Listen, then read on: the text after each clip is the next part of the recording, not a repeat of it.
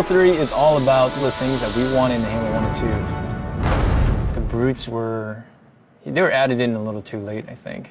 And we didn't have a chance to really flesh them out. And so that's what we're doing for Halo 3. Nailing the flavor for a character is often very difficult. You sort of have to feel it out as you go. The brutes in Halo 2 were meant to be more like the barbarians in Rome.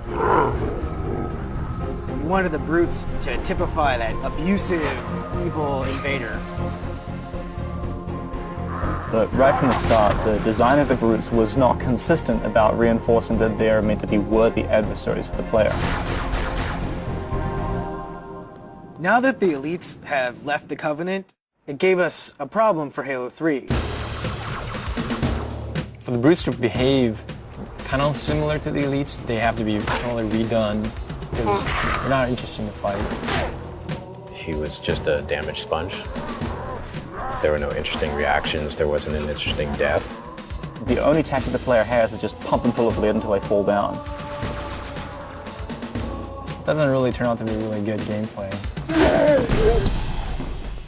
Going back and trying to recreate a character like this is one part art and one part science, and the art part is very difficult to understand just exactly how long it's going to take. Concept artist tries to communicate through composition what the idea is trying to get across. A lot of times the direction just gets narrowed down to, can you just make it look cool? The brutes originally looked a lot like Chewbacca. Like they were just big hairy guys with a bandolier. I looked at a lot of animal reference, rhinoceros and some gorilla. Their natural body plating is brutish. This was our way of like kind of pulling them into the fold of the Covenant. They've got kind of ancient looking buckles and gauntlets and leather straps holding all that stuff together, making them a little more serious bad guy, I hope. Everything the character does, whenever the character moves, we've created an animation for it.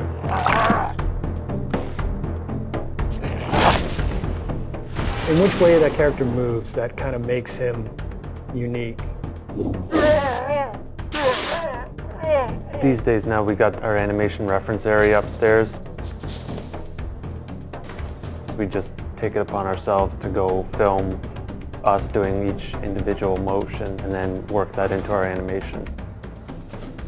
If a brute is punching the face off a Marine, we're going to embellish that. We're going to make him punch the jaw off too. We're going to make him just punch straight through that Marine. God damn, that looked like in real life. I was just like, that was awesome.